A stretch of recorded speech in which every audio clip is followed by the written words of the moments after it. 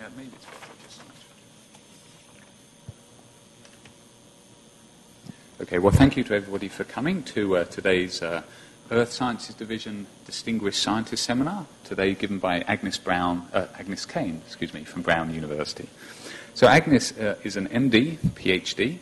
She's both Professor and Chair of the Department of Pathology and Laboratory Medicine at Brown University, and she's also Director of the Training Program in Environmental Pathology, now in its 20th year of funding.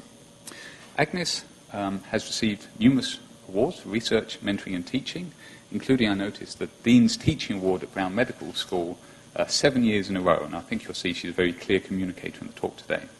She's done a lot of research on fiber toxicology and more recently nanotoxicology, and participated in WHO working groups on the evaluation of carcinogenic risks to humans.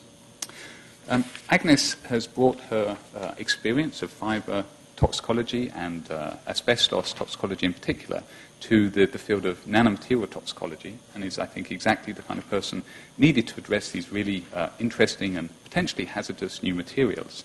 She's a co-author on numerous creative projects looking at the mechanisms of nanomaterial toxicology, and we look forward to hearing about her research today.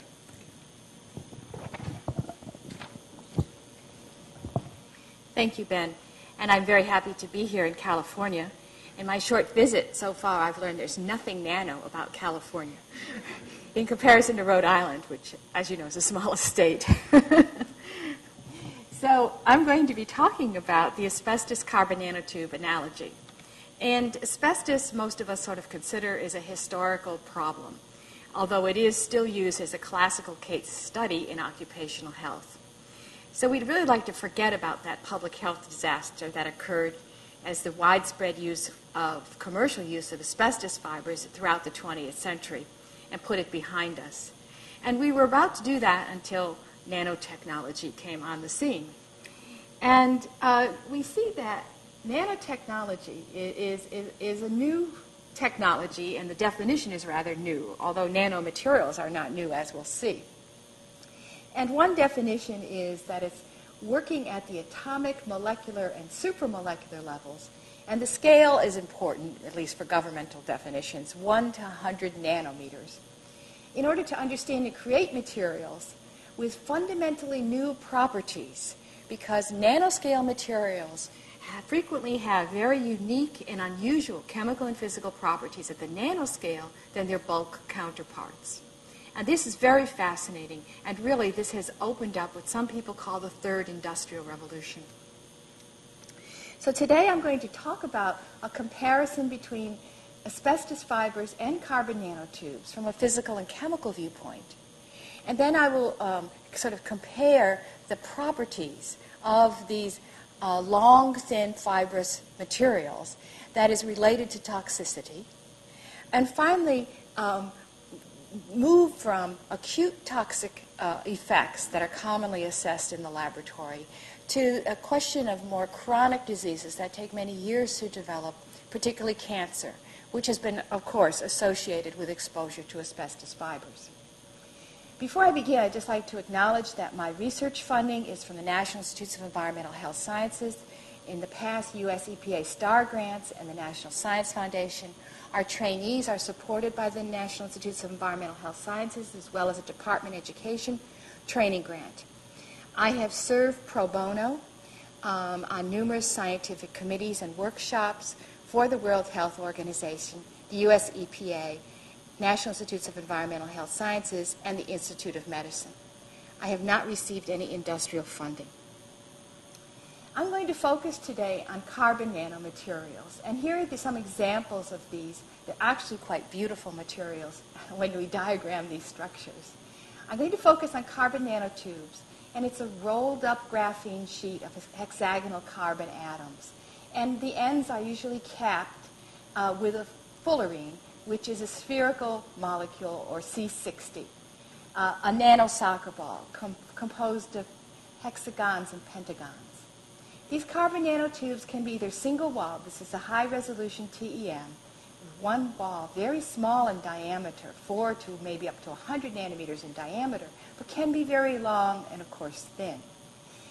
Carbon nanotubes also can be like Russian dolls, concentric layers of these, 2 to 10 or 20 layers, and then a hollow core.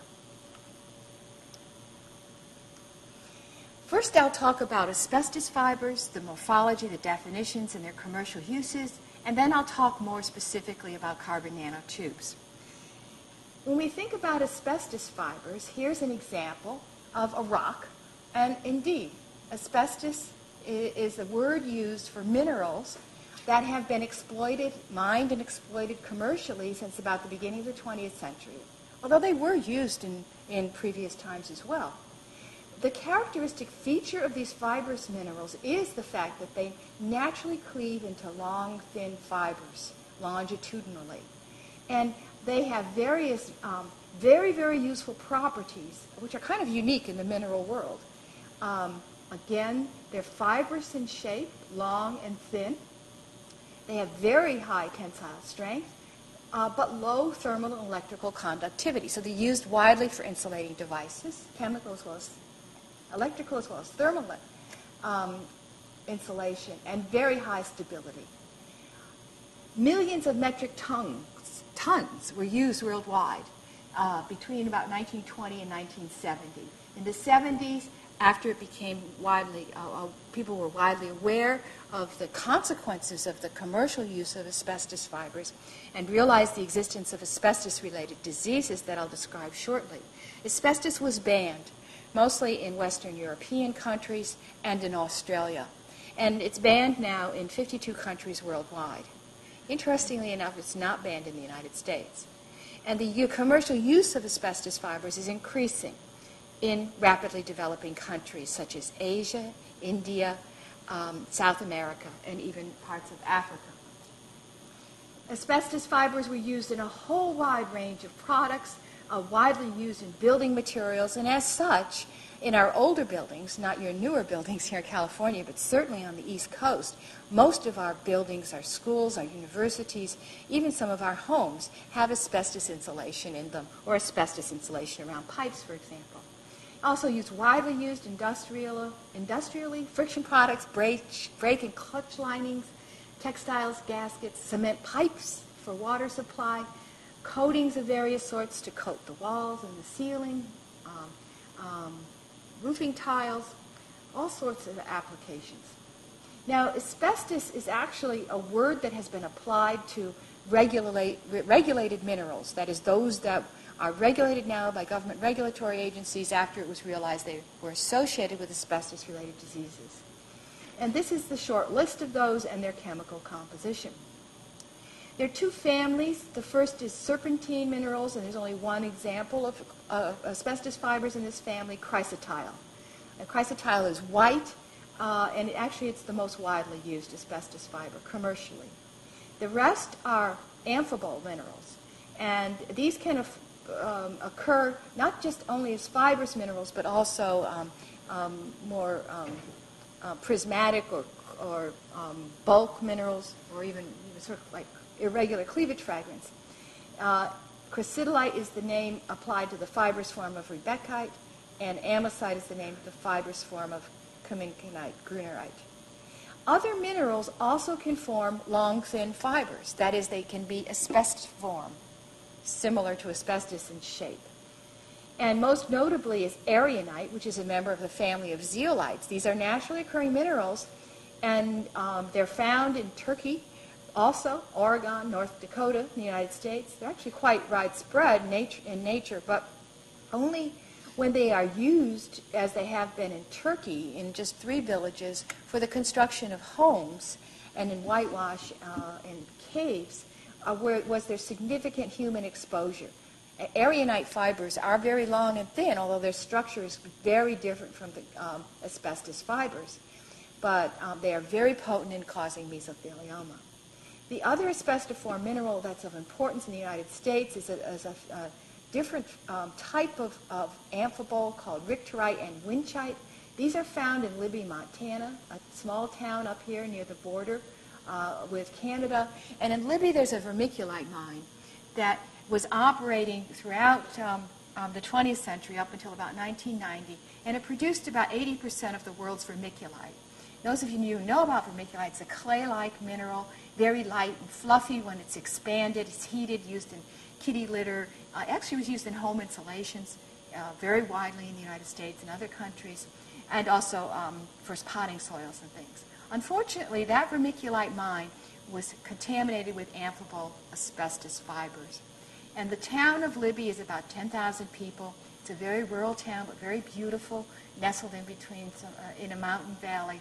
And the whole town has been contaminated with asbestos fibers as a result of this vermiculite mining. And there are documented adverse health effects of that mining, both in the workers and also in some of the residents. So they are at risk of developing asbestos-related diseases. In the last couple of years, that whole town was placed on the national priority list. It is a Superfund site. So the consequences of exposure to naturally occurring fibrous minerals can be just as serious as the exposures, occupational exposures to commercially used materials, but only in certain circumstances. Remember, in toxicology, we sort of have a simple equation that risk, that is the risk of developing disease, is a function of hazard, the intrinsic toxicity of a material, times exposure. And if there's no exposure, if the mineral, such as in the United States, where there are large areas shown in green, where it is possible from geological considerations that asbestos exists, if we keep it in the ground in those rock formations and don't disturb it, there's not going to be any exposure and therefore no risk of human disease. These yellow areas are where there have been identified positively asbestos fibers, or what some people think are asbestos fibers. One example is Fairfax County in Virginia, where a housing development was being built on a rock formation that had tremolite asbestos in it. And then, of course, here's California, a big state, lots of yellow. And in fact, the state rock here is serpentine, or chrysotile. And there are deposits of asbestos in California, but as yet there's really no well-established association between living or having recreational activities or going to school in these areas with asbestos-related diseases, and there's some debate about what the minerals are here and whether they are indeed fibrous.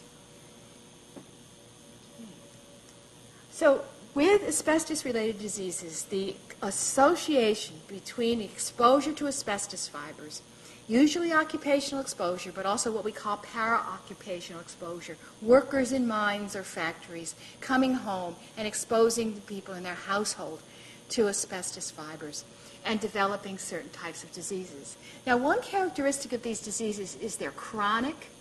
That is, they don't develop the day after you're exposed to asbestos fibers. They develop decades or many decades after the initial exposure. The latent period between developing these asbestos-related diseases, exposure and asbestos-related diseases, is as short as 10 years for asbestosis or fibrous scarring of the lungs. But for these various types of cancers, it can be 20 to 40 years after the initial exposure. So we were using millions of metric tons of asbestos fibers throughout the early 20th century before clinically we recognized that these workers and their families were getting diseases related to that exposure. And this is because of the long latent period between the exposure and the development of the disease. That makes toxicological studies a little bit complicated because of that long latent period.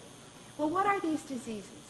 The primary route of exposure that we are concerned about with asbestos fibers, as well as carbon nanotubes that we're going to talk about shortly, is inhalation. Inhalation through the nose and the mouth, bypassing here through the larynx, down into the lungs, the trachea, the conducting airways of the lungs, the bronchi, and even reaching the air spaces or alveoli. These long, thin fibers are able to penetrate deep into the lungs and also the alveolar spaces. It is known that exposure to asbestos fibers is associated with cancer of the larynx, as well as cancer arising from these bronchial airways and alveolar spaces, lung cancer. And asbestos fibers, because they have a very high surface area, can adsorb chemicals very easily. For example, the carcinogens, the polycyclic aromatic hydrocarbons in cigarette smoke. And exposure to cigarette smoke, smokers who are occupationally exposed to asbestos fibers have a synergistic risk of increasing the incidence of lung cancer. It's like 80-fold greater than exposure to either agent alone. Asbestos fibers also frequently can migrate from the alveolar spaces, the air spaces, outside of the lungs to the lining, the space around the lungs called the pleura, and even cross the diaphragm here into the abdominal or peritoneal cavity. The pleura and the peritoneal cavity are lined by a thin layer of very delicate cells called mesothelial cells. Not very many things that we inhale get out here because we have very efficient defense mechanism for clearing particles that we inhale into our lungs. However, if asbestos fibers or other long fibrous materials get out to these spaces over a long latent period, again, 20 to 40 years in humans, they can develop a tumor, a malignant tumor arising from the lining of the pleural cavity or the peritoneal cavity called malignant mesothelioma. This is the tumor I'm particularly concerned about. This is not synergistic with cigarette smoking. Not very many materials cause or exposures cause malignant mesothelioma. But the risk of developing it in an occupational exposure to asbestos fibers is very, very high. Even worse, this tumor usually grows very insidiously in a thin layer over the pleural and peritoneal surfaces and eventually will start compressing the lungs. So it's not diagnosed until it's quite big and extensive, and it's almost always deadly. We don't have a cure for it, and most patients die within 6 to 18 months after diagnosis. Now, when we look at the burden of malignant mesothelioma over the years, this is the cumulative 15-year mesothelioma mortality. And that's what's counted in these kinds of studies. And it's plotted as a function of the cumulative consumption, they call it, of asbestos by country. And this is, I think, between 1920 and 1970. And then we're looking at the development of mesothelioma beginning in 1994. These little circles are different countries, and they've been adjusted for population size. And up here, the highest cumulative mortality are for those countries that consumed or used the most asbestos fibers in the 20th century. Right up here is good old US of A. There's Germany, France, Australia, one of the highest rates of malignant mesothelioma in the world. Great Britain, UK, Japan, Canada, a major asbestos producer. So all of these countries that had the highest consumption of asbestos fibers have the highest mortality due to malignant mesothelioma. And these authors calculated a 15-year cumulative mortality from malignant mesothelioma, 175,000 deaths that could have been avoided by preventing exposure to these fibers. Well, I told you that since the 70s, asbestos has been banned in most countries, again, except the United States. However, its use is continuing and accelerating in developing countries in Asia, South America, and the former Soviet Union, Russia particularly. And Russia is one of the major suppliers of asbestos worldwide. And I worked on a committee for the World Health Organization that predicts almost twice as many deaths from malignant mesothelioma due to this continuing use of asbestos through 2044. Okay. So let's turn now to carbon nanotubes. The history of carbon nanomaterials is very, very interesting. Carbon nanotubes, or carbon nanomaterials, aren't really a new invention. They occur in prehistoric times as the Earth was being formed. There was a lot of volcanic activity at the Earth, and any combustion, volcanoes or fires, will generate soot or carbon nanoparticles. And soot is just an agglomerate or an loose aggregate of nanometer-sized carbon particles. And obviously it was present in the atmosphere since the Earth was formed. The high pressures and temperatures in the Earth's crust also produced another naturally occurring carbon-based material, diamonds, which is carbon, but in a very different chemical form than soot. And in fact, nanodiamonds have been found in meteorites. So nanomaterials, even though we think we deliberately made them, the latter half of the 20th century. Actually, they've been around for a long, long time. Well, the history of carbon nanomaterials, particularly carbon nanotubes and fullerene or C60, began in 1985. Richard Smalley at Rice University and his collaborators received the Nobel Prize in 1996 for synthesizing fullerene, this nano soccer ball. In 1991, Iijima in Japan received the Kavli Prize in nanoscience for synthesizing a single-wall carbon nanotube. Shortly after, the U.S., as well as other countries, Europe and Asia, began heavily investing in nanotechnology, not only in carbon nanomaterials, but other types of nanomaterials. And in the United States, this initiative is called the National Nanotechnology Initiative. And since 2001, the United States has invested $16 billion into this technology. I mean, this is a quite amazing investment considering all we've been through over this time.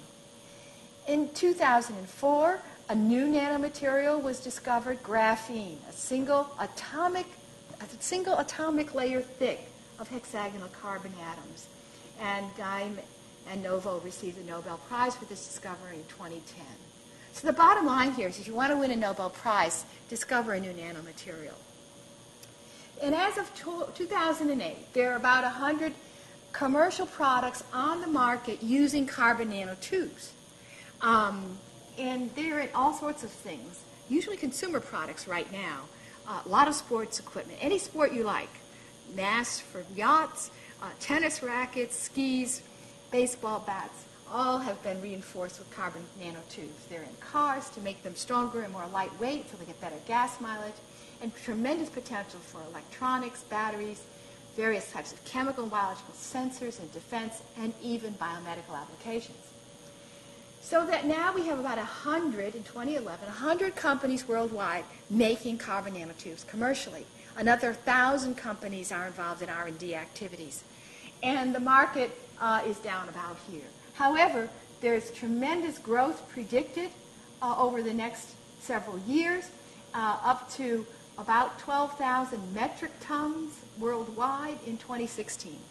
So given what we know about the similarities, at least some of the similarities between carbon nanotubes and asbestos fibers, and its growing commercialization, this is why scientists are concerned whether there'll be an epidemic of nanodiseases in 2020 to 2040. Okay, so nanotechnology is a very exciting discipline. Those of you who are working in it, it's a very interdisciplinary field. It's new. You don't have a whole pile of literature you have to worry about because it's such a new field. But concern about the possible threats of nanotechnology were already being raised as early as 2000 by Robert Service in an article in Science. Vicki Colvin, one of the earliest nanotechnologies working at Rice University with Richard Smalley, raised concern about the potential environmental impact of these materials in 2003, and this continues to be under investigation. The ethical and the scientific issues of occupational exposure started to be recognized shortly thereafter, and then finally in 2008 in the New York Times it was reported that researchers find that nanotubes may pose a health risk similar to asbestos fibers. And this is where the asbestos carbon nanotube analogy began. Most carbon nanomaterials, carbon nanotubes, are manufactured in high-temperature furnaces, and they produce initially, after their production, very, very dusty materials. You can see the black soot on the fingers of this worker. He is wearing gloves and a dust mask, but neither of these are really sufficient to protect against inhalation of these materials. People have measured levels of carbon nanotubes in various manufacturing and research labs and found dust levels in the microgram per meter cube range. Now, let's compare that to what is the recommended permissible exposure limit or threshold limit value for carbon black, which are carbon nanoparticles. It's 3.5 milligrams per meter cubed. Actually, carbon black particles, unless you have very, very high exposures, are not very toxic.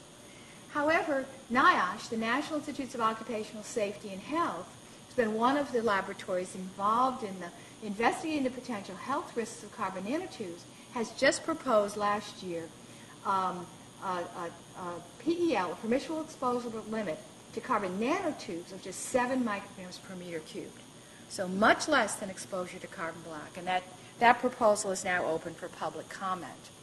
So there has been some activity of being more proactive, limiting exposure, again in the occupational work site, in the workplace, to prevent any adverse effects following inhalation in the lungs. All right, so why are we concerned? Do we have this asbestos carbon nanotube analogy? Why was this term coined anyway? And the initial analogy really reflects mostly two properties that are similar between these materials. They're both long and thin, and mostly they're biopersistent. And so I have some examples here of asbestos, whoops, it's pretty slow, we've got to go through this, asbestos fibers versus carbon nanotubes. And this is the appearance under usually the transmission electron microscope, or in this case, scanning electron microscopy.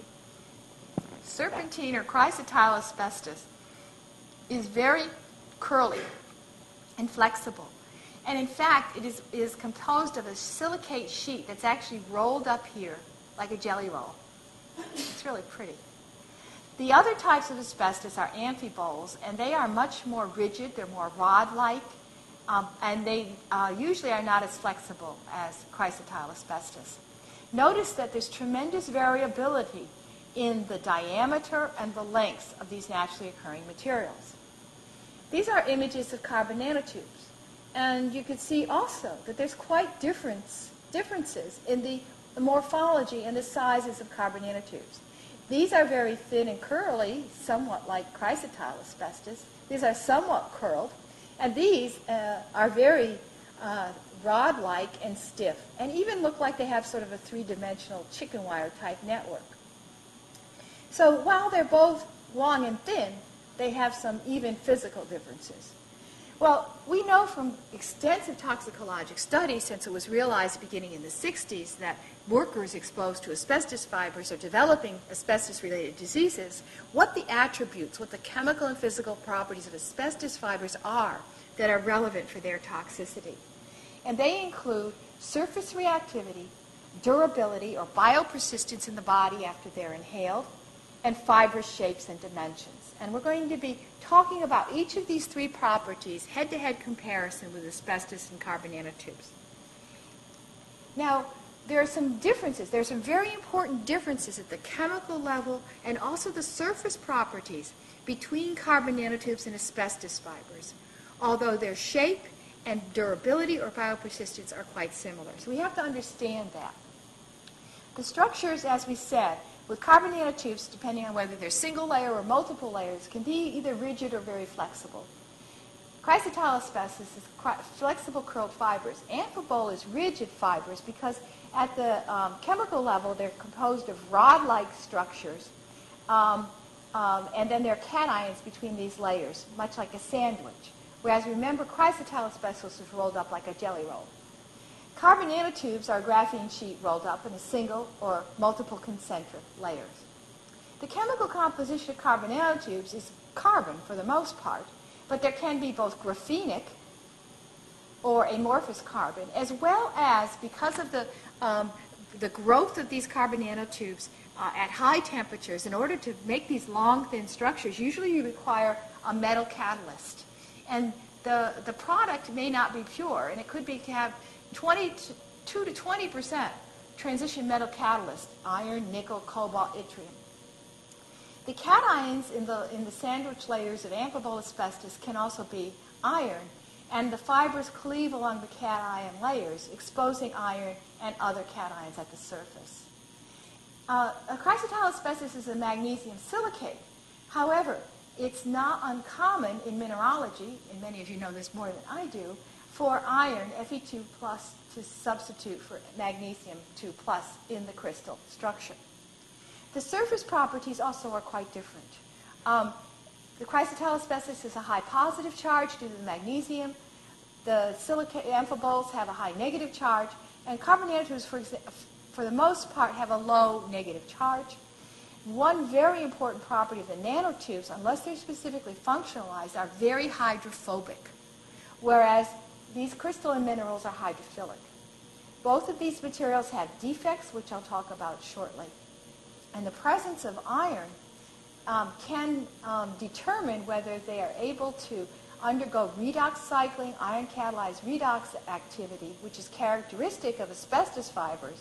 However, depending on the purity, carbon nanotubes can either generate or catalyze redox activity or scavenge them.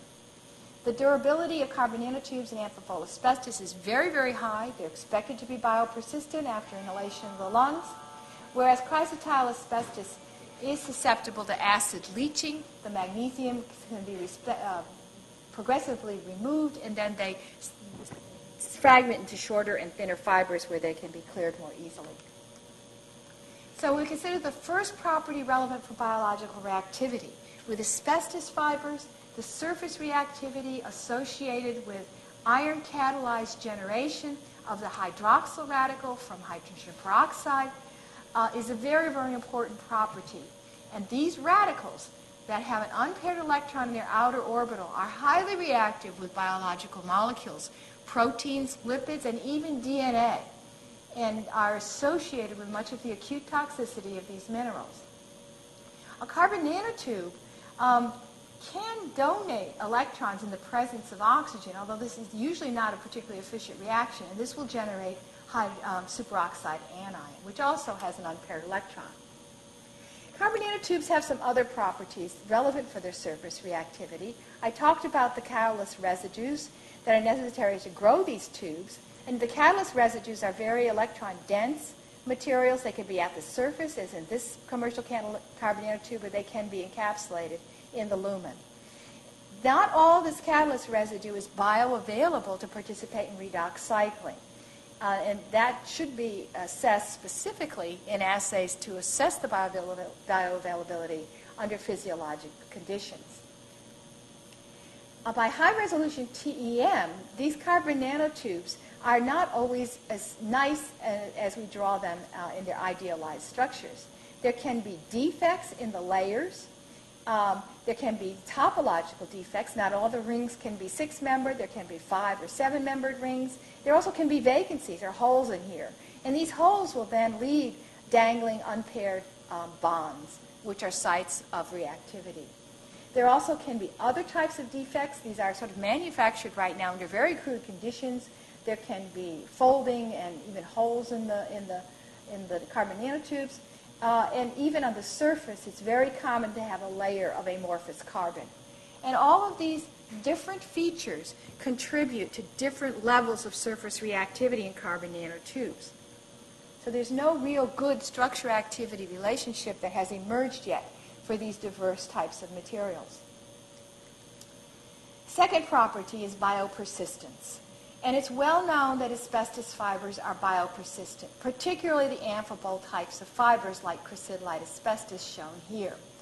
And the relationship between biopersistence and carcinogenicity was realized in the 70s and 80s when there were lots of experiments using animal exposure, lifetime animal exposures, usually rodents, to asbestos fibers and new materials that were being developed as asbestos fiber substitutes in an attempt to develop a safer asbestos fiber substitute.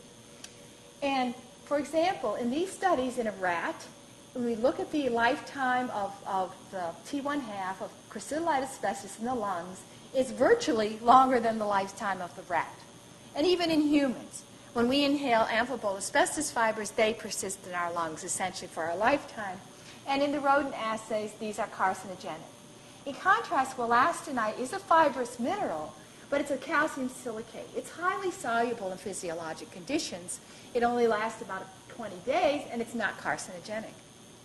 So industry developed substitutes for asbestos fibers, mostly fiberglasses, that are more readily soluble in the lung fluids, and these were found not to be carcinogenic. And so we can cleverly design fibrous minerals to substitute for asbestos fibers and conserve many of their useful properties. Now, what about carbon nanotubes? Well, the breakdown of minerals in the lungs, or anything that's inhaled into the lungs, we mostly evolved this kind of elaborate system to deal with inhaled microorganisms. We don't live in a sterile environment. We're breathing in fungal spores and bacteria all the time, but we have cells in our lungs called macrophages, and they're highly phagocytic cells that like to eat particles. And they not only like to eat them, they have evolved a very specific system in their phagocytic vacuole. Here's a chain of bacteria, for example, that generates active oxygen species that are designed to kill that bacterial organism. And this phagocytic vacuole is a very low pH. It's only 4.5. And it generates endogenous oxidants, superoxide anion, hydrogen peroxide. Iron is also present in here and forms hydroxyl radical, very potent in killing. So my collaborator at Brown, Robert Hurt, in the School of Engineering, and I decided that we're going to try to mimic this phagolysosomal environment to try to attack or degrade a single-wall carbon nanotube. And we use sort of a flow-through system, no cells, and we delivered hydrogen peroxide and iron in the presence of a scorbate to cause this redox cycling reaction in the hopes of breaking down that carbon nanotube.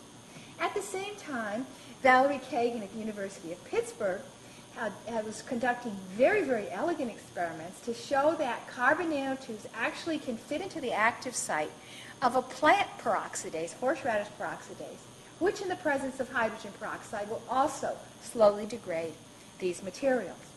So our experiments, we took single-wall carbon nanotubes, either pristine or unfunctionalized, or functionalized them in various ways, and then looked at their degradation in phagolysosomal simulant fluid up to 3 months. And we found that only those materials that had surface carboxylation, COO2, on them, which actually is breaking that hexagonal crystal lattice and creating active sites that can be attacked by the hydrogen peroxide in this flow-through system. So that made us comfortable and happy, actually, that engineers can design or post-process carbon nanotubes so that they can be biodegradable after inhalation. Okay. So this third property that we're going to be concerned about is fibrous shape and dimensions. Long, thin fibers, long, thin materials, regardless of what they're composed of, induce a phenomena in macrophages, those cells that like to eat things that we inhale into our lungs, called frustrated phagocytosis. The macrophages are only about 10 to 20 microns in diameter. That's kind of small as cells go. Most of our cells are 20 to 50 microns in diameter. But they like to eat. They rapidly eat fibers, microorganisms, dust particles, whatever's around, indiscriminately.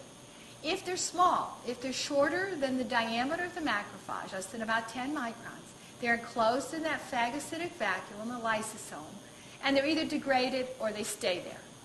However, if they're long, they're too long to be completely engulfed by the macrophage. The macrophage still thinks it's dealing with a bacteria. It's going to try to kill it, generate a lot of reactive oxygen species, and produce additional mediators that will stimulate inflammation, that is recruitment of other macrophages and inflammatory cells to deal with this biopersistent obnoxious stimulus. And when we look at macrophages in culture, in a cell culture disc, we did this in my laboratory many years ago, this is a crystallite or amphibole asbestos fibers, and this is a macrophage undergoing frustrated phagocytosis. It cannot completely engulf this material.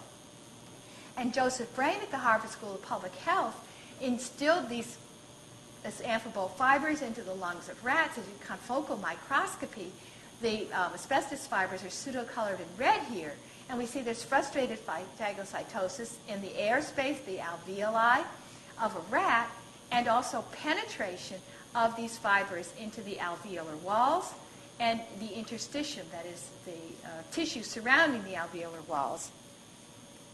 And in experiments that we did a couple of years ago in collaboration with Alison Elder and Gunther Oberdorster at the University of Rochester, who are really skilled in doing animal installation and installation experiments, they instilled carbon nanotubes into the lungs of rats, and we were looking 7 days after installation to see whether the carbon nanotubes were still in the lungs. And we know that the clearance mechanisms following phagocytosis of particles or fibers by macrophages in the lungs, usually they will penetrate through the alveolar walls and go to the lymph nodes, or they will be on what's called the mucociliary escalator that lines the bronchi or the conducting airways of the lungs, and those cilia are beating upwards and remove the macrophages and the particles from the lungs. That mucociliary clearance mechanism is usually very, very efficient, and inhaled particles or fibers are cleared usually within 24 hours. However, this is 7 days after exposure. This is a scanning electron micrograph. This is a section of a lung, and this is an alveolar wall. This is the alveolar space. These are the epithelial cells lining the alveoli or the air sacs. This is an alveolar macrophage. And there's a carbon nanotube still there, sticking out. These long materials, long fibrous materials, impair the movement and the clearance of these materials from the lungs.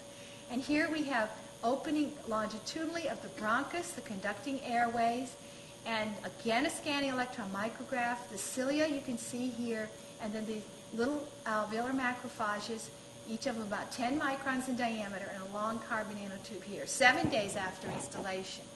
And Robert Mercer at the National Institute of Occupational Safety and Health in West Virginia looked at the pleural lining around the lungs of rats instilled with the same type of carbon nanotubes as we use, and sees penetration from the alveolar spaces under here through the pleura into the pleural space. And here are these thin layers of mesothelial cells. So indeed, if there's frustrated phagocytosis, impaired clearance of carbon nanotubes, they can reach the pleural space where they may induce some of the same diseases produced by asbestos fibers in this compartment. So this was a sign for serious concern. Now, how do these fibrous nanostructures enter cells? And I'll go over this fairly quickly because we have already published this work in a paper in Nature Nanotechnology.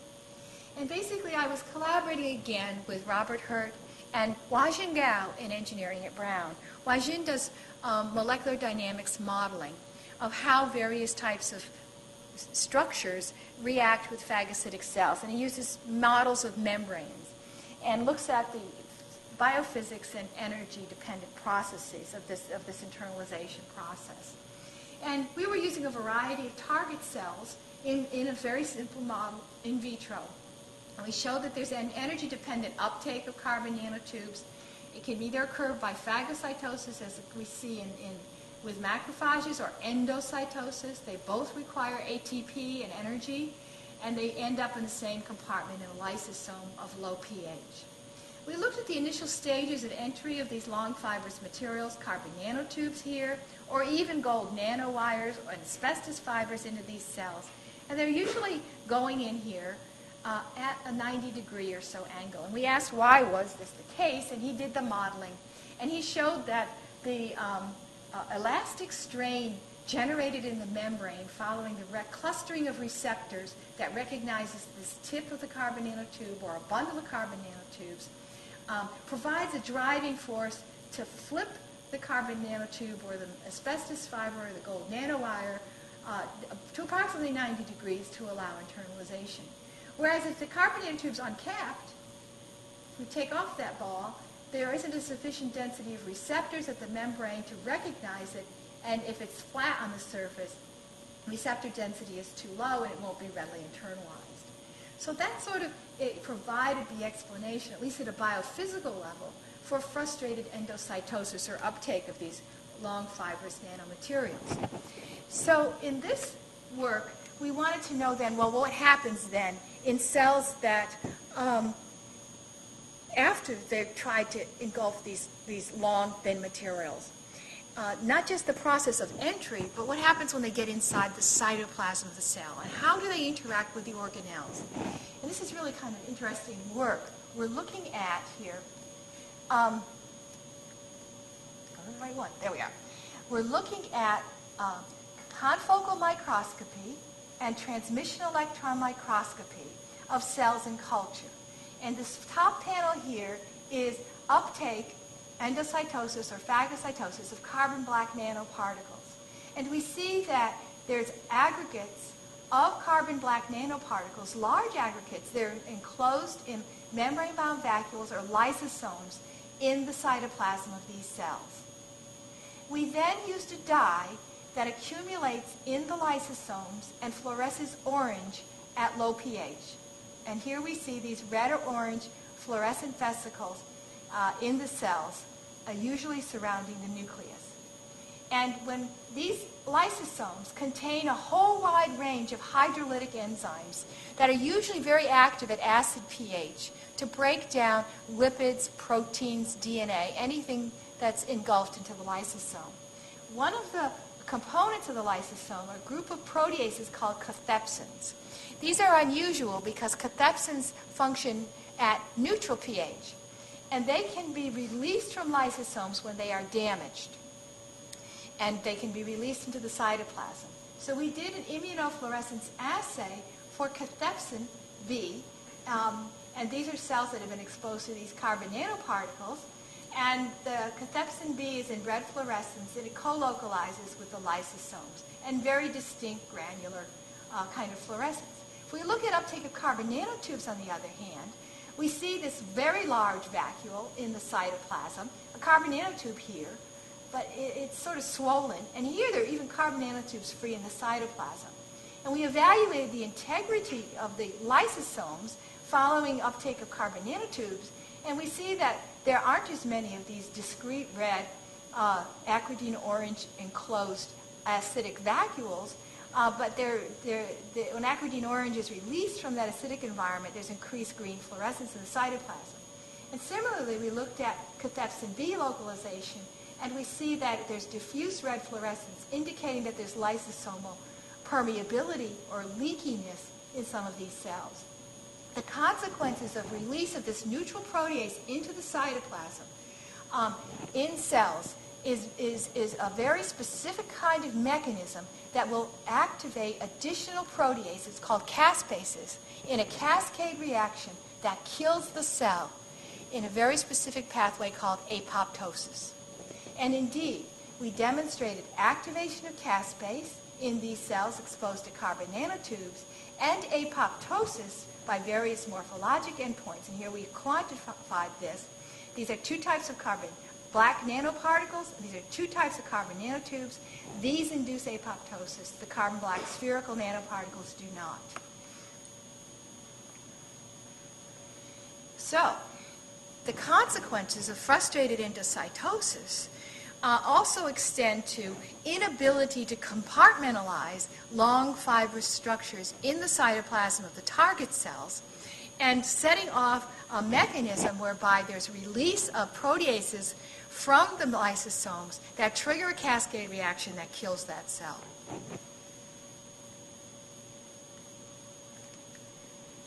Okay, so we then go from these acute effects to the chronic effects that may be more related to potential carcinogenicity. We're still going to be doing head-to-head comparison now. Spherical carbon black nanoparticles that are not carcinogenic and not toxic. Remember, they have much higher permissible exposure level. Asbestos fibers, amphibole asbestos fibers, and carbon nanotubes. And basically, we talk about the chronic events that may link these acute toxicity to carcinogenicity. There are two properties we're concerned about that have been shown with asbestos fibers. First is chronic inflammation, inflammation that persists over weeks to decades, where the macrophages are still trying to deal with these biopersistent fibrous materials, try to kill it, generate continually reactive oxygen species. And second, in the target cells, not the macrophages, but in other cells where the long, thin fibers may translocate to the epithelial cells lining the air sacs or alveoli, or out into the pleural space in contact with mesothelial cells. Some specific effects that cause chromosomal and DNA damage that may be associated with cancer. So first we'll look at this chronic inflammation. And it's not easy to assess the chronic effects of these types of fibrous materials, especially when you consider the wide range of carbon nanotubes that are being produced commercially today, and probably many, many more in the future, in a short-term assay using cells for 24 hours. We wanted to try to prolong that situation and still use in vitro systems because we didn't want to kill thousands and thousands of rats and mice, and see if we can mimic those chronic effects. So Vanessa Sanchez, who just finished her graduate degree in my laboratory, developed a 3D culture system for macrophages, and it could prolong their viability for 21 days. And we exposed them in this kind of culture system to carbon black nanoparticles, amphibole asbestos fibers, or carbon nanotubes. The same carbon nanotubes, incidentally, that we used in the experiments with the University of Rochester. And in these confocal immunofluorescent micrographs, the nuclei are stained blue, and most important here is red. Red indicates the increased expression of a protein or a cytokine called tumor necrosis factor alpha, TNF-alpha. And this is a very potent inflammatory mediator. It activates macrophages, and we see the morphology of activated macrophages in this 3D culture system. The cells become very large, even larger than 20 microns. They have very prominent interdigitating surface microvilli or finger-like projections. Their nuclei are enlarged. They have prominent nucleoli. They're very active in making RNA and proteins, cytokines like TNF-alpha, growth factors, all very important in stimulating a persistent inflammatory reaction that recruits additional inflammatory cells from the blood and really trying an all-out defense against these biopersistent materials. So the chronic inflammatory reaction is thought to be very, very important in response to biopersistent fibers, but also at the same time, that's more of an indirect mechanism. At the same time, this is a diagram of a target cell. It could be an epithelial cell lining the bronchus or the alveolus, or a mesothelial cell. These rigid, long, thin materials may interfere with mitosis. And we've done some studies to look at this. Mitosis is in the process of a cell. It wants to duplicate its DNA and divide and produce daughter cells. And this happens at a low rate in the epithelium of our lungs and also in the mesothelium. And it's characteristic of cancer, or during the development of cancer, that mitosis and proliferation increase. And here we see a diagram of the late stages of mitosis. In these diagrams, as well as in these confocal immunofluorescence images, the nucleus and the chromosomes are indicated in blue, and the microtubules that are very important in attaching to the chromosomes, dividing them in half between the daughter cells, making sure that each of the daughter cells has the normal number of chromosomes, is in green. And at this point, at the late stages of mitosis, we have two daughter cells. The nucleus has been reformed around these chromosomes. And then there's a contractile ring structure here called the midbody. And we also visualize this with green fluorescence to stain that midbody region. And then this is confocal microscopy. We dimmed the fluorescent image, and we could visualize a long carbon nanotube in the same plane as that midbody. So the consequence of this physical steric hindrance of long, thin structures, nanostructures, with the midbody will result in failure of separation of the daughter cells and formation of multinucleated daughter cells. Here's one that has 3 nuclei.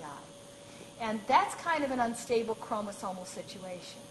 In addition, we look at the mitotic spindle in earlier stages, the chromosomes here in blue, and then the spindle for each of the daughter cells in green. And we look here, they're actually carbon nanotubes, sort of again in the same plane as these chromosomes. And the result of this steric hindrance with separation of the chromosomes during mitosis can result in multipolar mitoses, 4 poles here, so that the chromosomes will not be divided equally among the daughter cells, producing cells with abnormal numbers of chromosomes, or a chromosome that sort of loses its way and becomes detached, and it forms what's called a micronucleus, which is a very standard assay for genotoxic materials, formation of micronuclei, and we score this under the microscope, and we see that carbon black particles do not really increase the numbers of micronuclei in these dividing cells in culture, whereas these carbon nanotubes do. And we look at the consequences of this, and this is a real beautiful head-to-head comparison of what happens in these target cells, in mesothelial cells or in lung epithelial cells, exposed to amphibole asbestos fibrous, crystalline asbestos, or carbon nanotubes. In response to this chromosomal and DNA damage, cells will respond by activating a DNA damage pathway. And key in this pathway is a protein called P53. The initial response in the cell exposed to these fibrous materials and undergoing this type of DNA and chromosomal damage is a phosphorylation. And we can extract all the proteins from the cell and do a Western blot, and we can detect in these cells exposed to crystalline asbestos dose-dependent and time-dependent phosphorylation of P53. This stabilizes the protein, increasing the level of the protein. The protein moves to the nucleus, acts as a transcription factor to turn on genes that tell the cells to stop proliferating. We've got to repair your DNA. Or if we have lots of DNA damage, you're going to die by apoptosis. You're going to die by suicide. And we see here upregulated expression of one of these P53 regulated gene products, P21. So this DNA damage response pathway is induced in target cells by asbestos fibers. And we look at this upregulated gene expression in a more global way, looking at genes associated, other P53 target genes, in response to DNA damage, BCL2, GAD45, cestrin. All of these genes are upregulated, and quite high levels of upregulation. Twofold is usually the limit of statistical significance, but if we go up to 9 or 10-fold, that's a tremendous upregulation of gene expression. Also, because it seems that these cells are undergoing oxidative stress, they're upregulating their antioxidant defenses many-fold, and also, this is interesting, releasing inflammatory mediators that will sort of cooperate with the macrophages in triggering inflammation and chronic inflammation. And head-to-head comparison, similar magnitudes of upregulated expression of these genes following exposure to these materials, but not to carbon black nanoparticles. Okay, so we're getting close to the end. Okay, so we'll skip. We'll go to this one. Now, the way we would have to test if we were given the mandate by EPA or NIOSH to test carcinogenicity of carbon nanotubes is to do a lifetime assay in rodents. Now, the best thing to do would be to do an inhalation assay. But that's really technically very challenging, and I don't know if we'd all want to work in the same building where this inhalation exposure was going on for 2 years, which is the lifespan of these animals.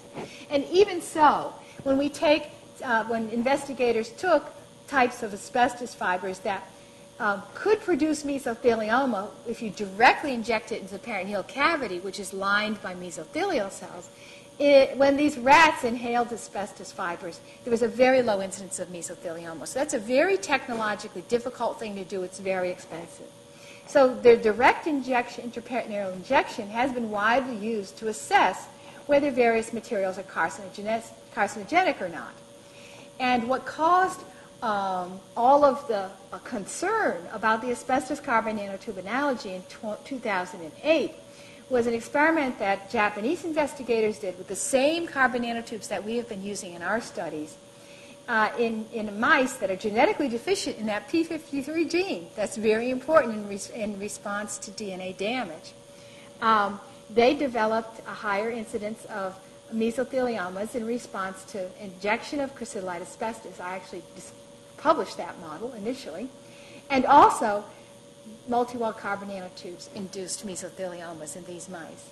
Now, at the same time, investigators in Belgium were studying whether another type of carbon nanotube that is produced commercially in Belgium, NanoSeal, is carcinogenic by this assay. And they also used crystalline asbestos as a positive control in rats. And they found a much lower potency of these carbon nanotubes to induce mesothelioma than this particular type. And you look at the structure of these carbon nanotubes, they're quite different. The Belgian investigators used a very short, more flexible form of carbon nanotubes that actually form these little balls or aggregates. And probably the cells think I'm looking at a spherical material.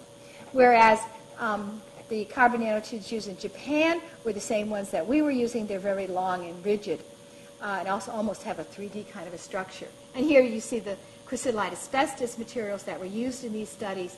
They also are very long and rigid.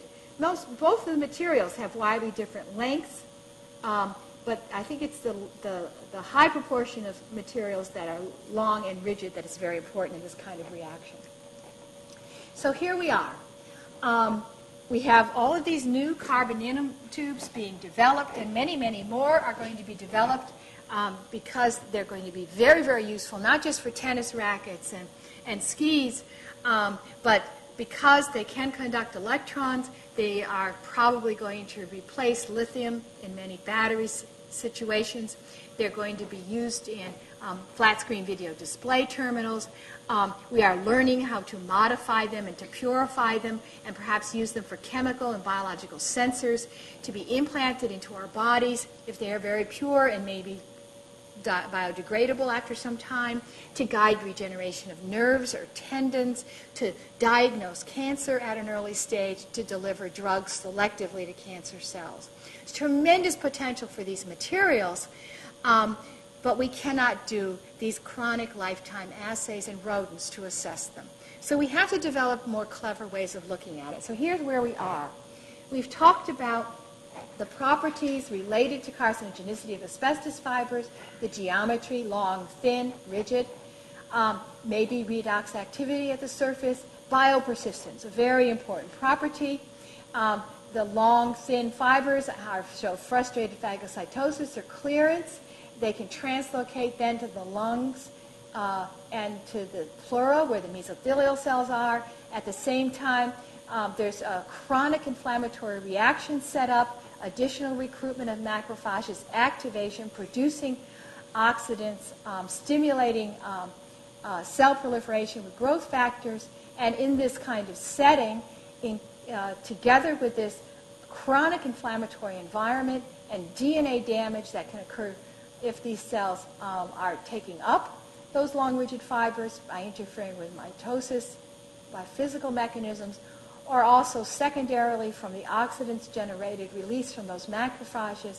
This cycle of persistent inflammation, cell proliferation, DNA damage leads to lung cancer or mesothelioma. Well, we have more work to do. I guess researchers always say that because we're always looking for grants. We have to really know whether carbon nanotubes are going to translocate to the pleura following inhalation. It's been shown following intratracheal instillation, but not yet with inhalation. Their surface reactivity is very likely to be modified in vivo. So we don't know whether asbestos fibers or carbon nanotubes, particularly because of their hydrophobicity, may be different once they reach their target sites and may not show so much surface redox activity. And most importantly, do these acute toxicity assays that we commonly do in the laboratory for 24 hours or 48 hours, can we be more clever and design assays that would be more sensitive, more specific in predicting more chronic disease endpoints like malignant mesothelioma? So I've reached the end. You just summarized that there is certainly significant potential for nanotechnology. I am not someone who advocates banning nanotechnology at this point. I think the benefits much outweigh the potential risks. But we do have to be aware that there have been reports of cell toxicity and in animals adverse health effects. We know what the properties are, and perhaps we can more intelligently modify them one at a time to minimize some of the toxicity. And that is why I collaborate very actively with engineers in the hopes that they will be able to design less toxic and biodegradable, biocompatible materials that will minimize both the adverse human health impacts occupationally, but also environmental impacts. And I'd like to thank all the people who actually do the work. This is a very close and productive collaboration between Bob Hurt's lab at Brown in engineering and my own lab, as the people working in his lab, as well as Wajin Gao in engineering and in my lab. There are a whole wide range of students, postdocs, and technicians involved in this work. Most important is Paula Weston, who has done a lot of the beautiful electron microscopy that you've seen. And my collaborators at Rochester, Alison Elder and Gunter Oberdorster, who do the in vivo exposures. And work I didn't have time to talk about, where we've done actually mouse assays to produce malignant mesotheliomas following intraperitoneal injection of asbestos fibers and identify some of the tumor suppressor genes that are lost as a result of that chromosomal damage that are linked to the development of this cancer. That work was done at Fox Chase Cancer Center in collaboration with Debbie Altamari and Joe Testa. Thank you, and I'll be happy to answer any questions.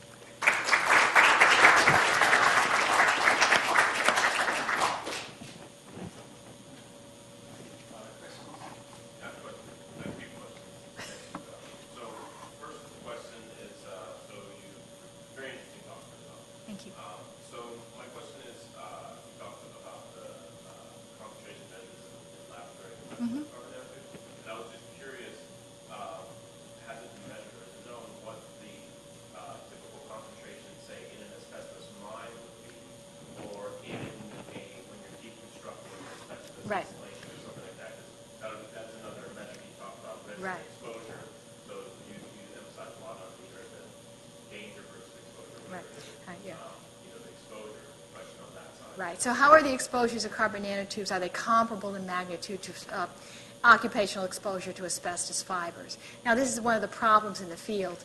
We assess most occupational exposures to particulate materials like carbon black are measured in micrograms or milligrams per meter cube of air.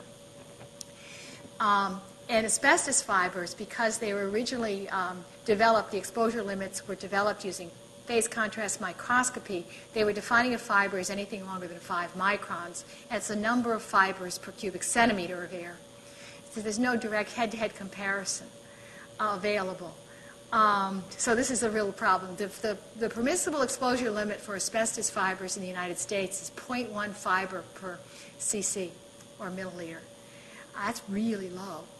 Carbon nanotubes vary in purity. Some of them have a whole lot of amorphous carbon with them and not very many tubular structures, and others are very pure. So that head-to-head comparison is not really very useful.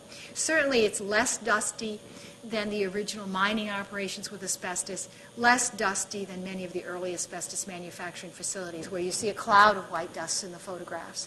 But what was disturbing was when Andrew Maynard from NIOSH really went into one of the factories and showed that there's the dust on the workers' gloves. And I've used carbon nanotubes in my lab. One of the graduate students opened up a new container.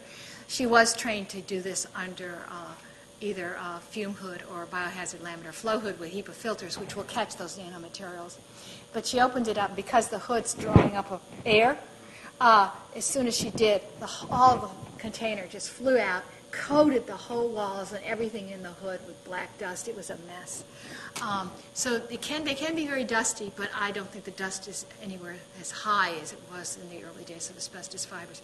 That said, NIOSH still wants to limit the exposure. And in my laboratory, and at Brown in general, I'm very, very careful to limit exposure. We only handle these materials under Class 2B dual HEPA filtered hoods with external exhaust. I don't want any black dust. And the asbestos fibers are also handled the same way. Roundabout way of answering your question. Yes? So it seems to me like you're focusing on the source of exposure being air. Yes. But maybe for most humans, the source would be more of environmental exposure when we ingested. Yeah, certainly. Even when we inhale it, and the macrophages get on that mucociliary escalator, and we cough it out or swallow it. Ingestion is a route of exposure. And of course, if it gets into the air from a factory up the stack, it can get into the water as well. And ingestion is a serious concern. And interestingly enough, very few studies of the toxicity of nanomaterials via ingestion have been done.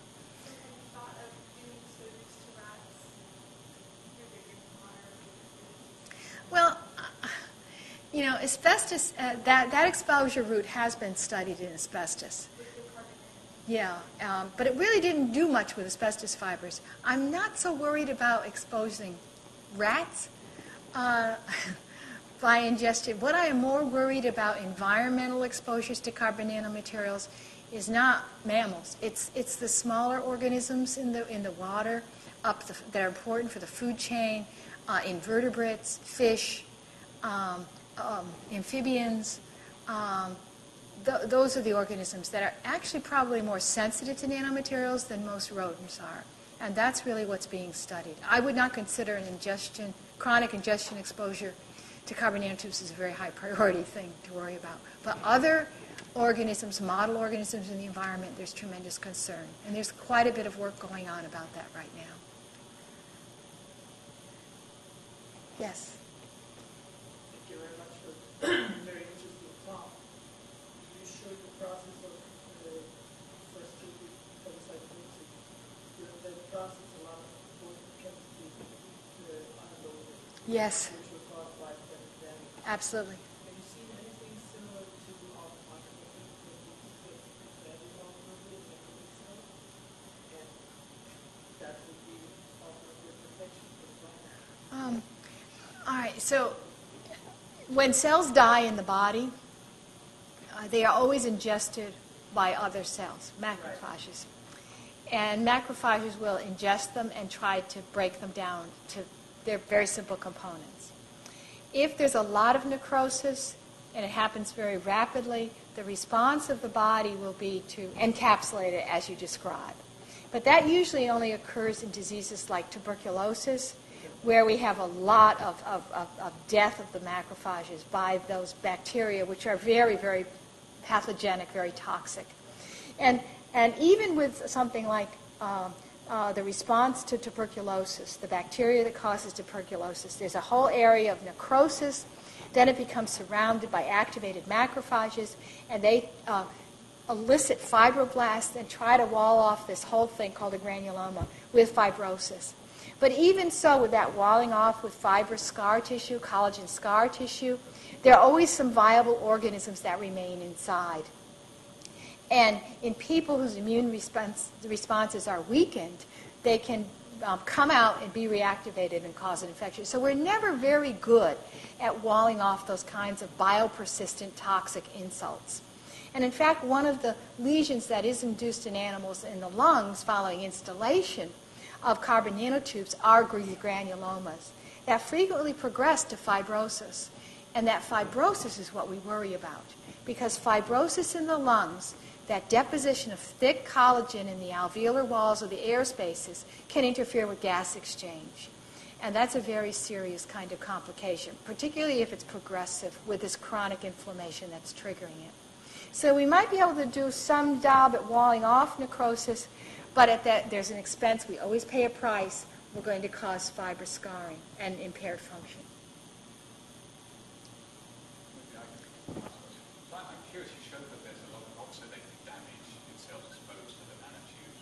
I'm wondering if you know if that's really due to reactions occurring on the surface of the nanotube. No. Or if it's really due to the redistribution of the function of lysosomes. Right. I think carbon nanotubes, and even the ones that we are using, those that are carcinogenic, the ones from Japan, electron spin resonance assays, which are pretty good and sensitive for detecting direct generation of oxidants on the surfaces of minerals or materials, they're not very potent in that regard, whereas asbestos fibers are very potent. So the direct generation of oxidants at the surface of these carbon nanotubes probably is not very important. Secondary generation of oxidants by the cell during phagocytosis, particularly macrophages if they're frustrated phagocytosis, I think is much more important. The other thing is that these long, rigid fibers, we've shown that they're not very well encapsulated or enclosed or sequestered in lysosomes. They're causing leakage of the lysosomal membrane permeability. They're out there in the cytoplasm. I'm not sure. They may even be able to interact with the mitochondrial membrane. Remember, the mitochondrial membrane is always involved in electron transport. It's generating a lot of radicals all the time because it uses oxygen to generate ATP. And maybe in that scenario, carbon nanotubes and other nanomaterials have been shown to interfere with the mitochondrial membrane polarization, and that also can trigger cell death by apoptosis. So I think the secondary generation of oxidants by these cells and also the perturbation of their normal endogenous oxidant generation is more likely to contribute to toxicity. Those are subtle things, but we really have to work hard to entangle them. Yes?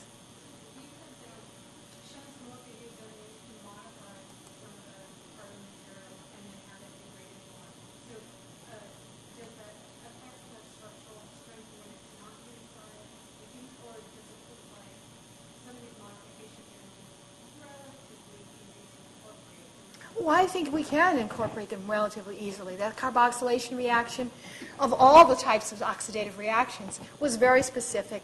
You can control the extent of it, so you can still retain the properties that you want, but allow, or maybe even program in, the rate of biodegradation, either in the lungs or even in the environment by horseradish peroxidase, for example. I think we can do this.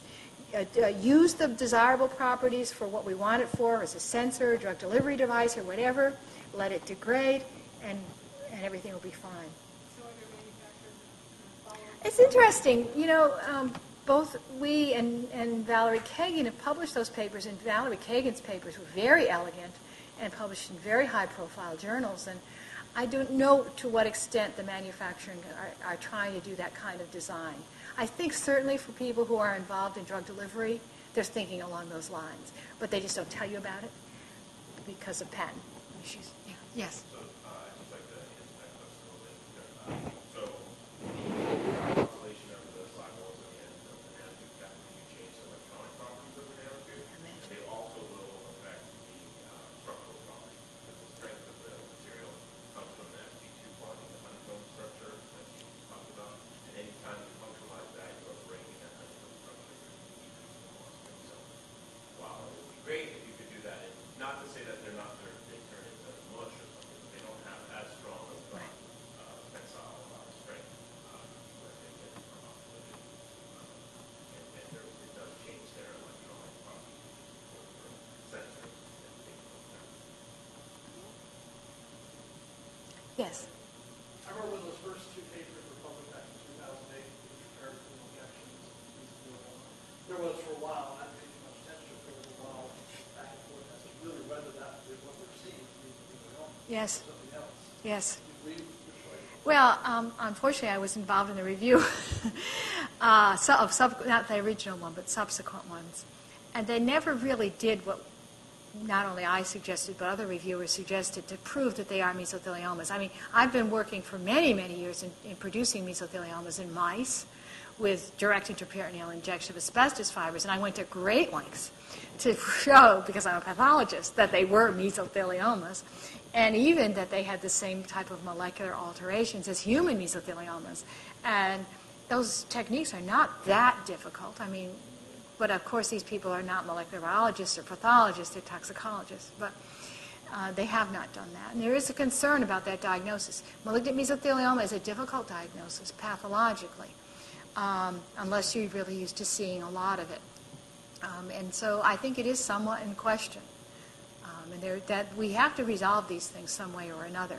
It's just that people do not want to do these studies because it's not as expensive as an inhalation study, which is $1 or $2 million for one material, one species. But it's quite an undertaking to do these things. So you showed in the beginning that certain types of asbestos were persistent things, those ones that cause the 20% Right, but those weren't asbestos, they're asbestos fiber substitutes. Oh, those are asbestos fibers. Sorry. There seems to be a threshold of a couple months or so. If you believe those kinds of studies, yeah. Oh, Yeah. But actually, we've used now those fiberglasses. They are in commercial use. They're not classified as human carcinogens, and they're widely used. And so far, everything seems to be fine. So that's good. So, and then you did you looked at the persistent carbon nanotubes in some lungs, I believe, and you did it for 7 days. Oh, no, that was in a oh, yes, that was in an animal. I haven't done more chronic studies myself, but the investigators at NIOSH have. They're persistent for 6 months anyway.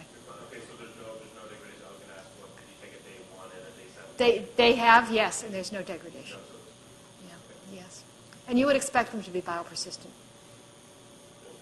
Unless you carboxylate them. Yeah, yeah. Those if they were pristine, they'd be expected to be biopersistent. The oxygen radical thing. Like one thing when I saw the oxygen radical, I don't have biology background at all, but when I saw the oxygen radicals, it seems like that would do anything to silicon oxide to the oxide, but carbon, it seems like you might slowly oxidize away. Well, we tried that, even with single-wall carbon nanotubes that were pristine and very clean, and we did the 90-day flow-through system with 1 millimolar hydrogen peroxide, 1 millimolar iron, and ascorbate. No degradation. So they're pretty good unless you carboxylate them. That seems to be what you have to do. Yes? So given the upregulation of cytokines and all of the other inflammatory molecules, have you seen any sort of reduction of allergies as So some investigators are very much concerned about that. The person who's most active in that investigation is Jamie Bonner at North Carolina State University.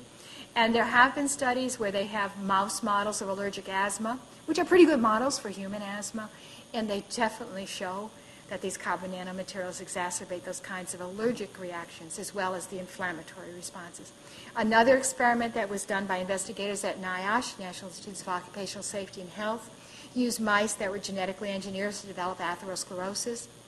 They inhaled there was intratracheal instillation, single-wall carbon nanotubes, and they had exacerbation of their atherosclerosis, which is an inflammation-based mechanism. So it seems that even introduction of carbon nanotubes in the lungs, no matter how you do it, will exacerbate local allergic reactions in the lung, but also generate systemic inflammatory responses, which they measured at NIOSH, that will exacerbate atherosclerosis. Those are the more systemic effects outside of the lungs are a serious issue in nanotechnology. We're concerned about it with carbon nanotubes, certainly, but mostly with other types of nanoparticles. They've been shown to translocate into the brain. They reach the liver, the kidney, and even some investigators have shown in small numbers they cross the placenta and cross the blood-testis barrier. So all the systemic translocation is a very serious issue we're concerned about. One more question. Hi, thanks for the talk. First of all, I just have a quick question. Do you know if NIOSH is proposing exposure limits for other nanotubes at this time, or are they working on that? Oh, yes, they have put out a draft limit, 7 micrograms per meter cubed. It's an 8-hour workday, 5 days a week. It's out for comment. And they proposed that limit based on the animal studies that I've been describing. But there are a lot more. And the whole draft recommendation, all the detailed data, the rationale, it's all freely available on the web. You just go to the NIOSH website. It's all there. Okay. So you mentioned iron in both the nanotubes and in the asbestos. So I was wondering, have people done sort of carbon nanotube and iron nanoparticle side-by-side studies, or carbon nanotube with the iron and without the iron? Because you can have them. Yes, we did that. Quality may be different. Yeah. Yeah, one of the first studies I did with Robert Hurt, we met when we were having these little talks at Brown trying to put an interdisciplinary grant together, and we each got up for 10 minutes, explained our research, and I talked about asbestos. And he came up and said, I have some carbon nanofibers. You want some? And I said, you bet. And I also want you to dope them with iron. And those were the first papers, among the first papers we studied. And we did it with a very simple system with DNA, plasmid DNA in a test tube. And we did head-to-head comparisons. Carbon nanoparticles, we did carbon nanofibers, commercial carbon nanotubes with different levels of iron, and asbestos fibers. And we showed DNA damage. Certainly when you iron doped the carbon nanofibers, a tremendous amount of DNA damage was produced, depending on the level of doping, and also the time they were exposed to air. So there have been several types of studies along those lines. Definitely, if you have high levels of bioavailable redox active iron in any nanomaterial, it's a cause for concern. It's not only iron I'm worried about. We also did some work with nickel. Nickel is another common catalyst. Nickel is a human carcinogen. Metal is a carcinogen. I think yttrium has some other problems. Cobalt also is redox active. Again, it's whether it's bioavailable or not. And that seems to be the consensus. Now manufacturers are taking great pains to purify their carbon nanotubes after synthesis, get rid of the bioavailable metals. They actually heat it to high temperature, vaporize them all off. That also burns off that amorphous carbon coat, and they're making some pretty pure products now, which was required, as you said, for those electrical applications. But the iron-free ones, how do they stack up? It's interesting because the ones that we're using from Japan, they did wash them quite a bit. These are the ones that are not very active in generating radicals by ESR, electron spin resonance, but yet they're quite toxic and they're carcinogenic apparently. So it must be. You have iron in this synthesis. Oh yes, but it's in low levels. It's less than 0.1% at the end of the product. So I think it's not the whole explanation. Everyone would like to look for what's the one physical property or chemical property we have to deal with. I think it's a combination. Biopersistence, I think this rigidity is really, really important. Length is important. And redox activity intrinsic is important when it's there, but if it can tell the cells to screw up their reactive oxygen species generation or scavenging or normal aerobic respiration in the mitochondria, it's just as much of an issue. That's a good summary on this work.